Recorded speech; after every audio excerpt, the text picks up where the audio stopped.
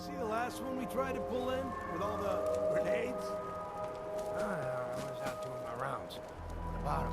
Well, Becca pulled him into the front of the store, and everything seemed fine, right?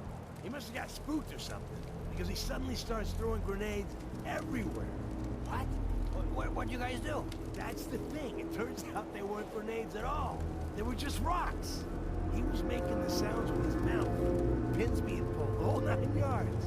That's fucking nuts. Did you guys take him out? No, we just stood there. We couldn't believe what we were seeing.